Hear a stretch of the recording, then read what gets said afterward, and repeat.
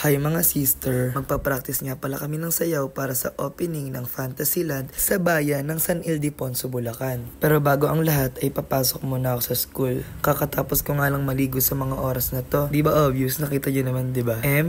Gumagayak na nga ako sa mga oras na to. Di ko ba kasi alam kung bakit papasok pa ako? Isang subject lang naman yung papasukan ko. Joke lang. Baka first year of college pa lang tayo ay mag-summer class na tayo. Nakapagsuot na nga rin ako ng uniform dito at ID at ngayon yung nagsasapatos na din ako. Huwag nalang pansinin yung ID ko. ID ko pa kasi yun ng grade 12. Di ko pa rin kasi maintindihan kung bakit wala pa rin kaming ID. Tapos na ang midterm namin. Bakit ba nangingialam ka? Hindi naman ikaw yung may-ari ng school.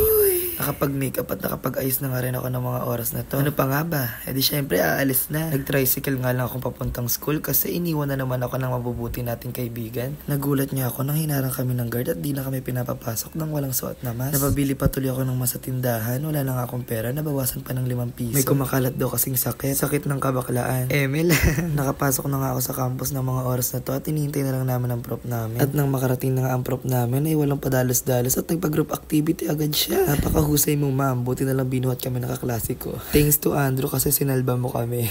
At after naman nga ng first sub namin ay uwi na dapat ako. Pero naaya na naman ako nila Ate Ding na tumambay daw kami doon sa Pulilan. San pa nga ba? Doon sa bahay ng anak ni Henry C. Walang iba kundi si Queen. Napaaga nga ang labasan namin dito dahil mabilis kaming natapos. Si Andrew lang pala.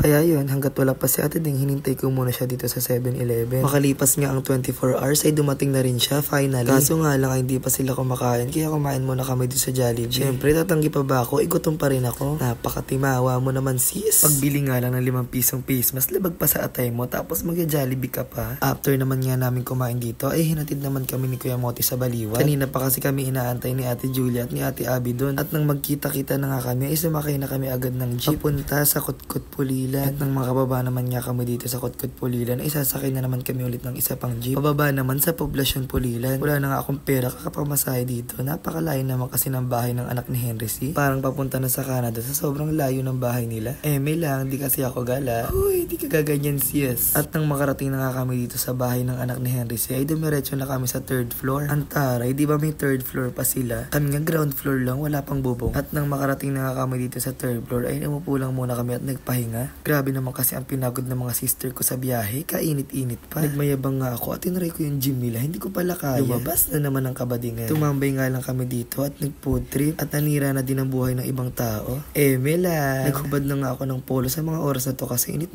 na ako. At makalipas nga ang ilang oras ay umuwi na rin kami. Gabi na din kasi sa mga oras na to kaya baka pagalitan na ng mga magulang mga sister ko. Kaya nagpaalam na kami sa anak ni Henry C. Ang layo pa kasi ng ibabiyahe namin. Taga Encantadia pa ako. Sumakay na nga kami sa unang jeep na pagsasakayan namin. At pagbaba namin ay naglakad na naman ng mga bakla. After naman nun ay sumakay na kami sa pangalawang jeep na pagsasakayan namin. At pagbaba namin ay syempre maglalakad na naman kami ulit. Thanks to Ate Anding nga kasi hinatid nila ako hanggang pauwi sa Encantadia. At nang makauwi na ako ay nagpahinga lang ako saglit at nagbihis na din kasi may practice pa kami. Late na naman nga ako sa practice kasi anong oras na naman ako nauwi. At pagdating ko nga doon ay nagpa-practice na nga sila. Nagpaturo na nga rin ako ng sayo kasi marami-rami din yung hahabulin ko na step. At nang naturo na nga sa akin lahat ng step ay nagsayaw na kami. Grabe nga ang hinataw ng mga sister ko sa part na to. Nakala mo ngayon na yung performance. At nang makapag-practice na nga kami ay nagturo lang ako ng saglit. After nun, umuwi na din kami. At nang makauwi na nga ako ay nagbihis lang ako. Yun lang. Hanggang sa susunod ulit. Bye-bye!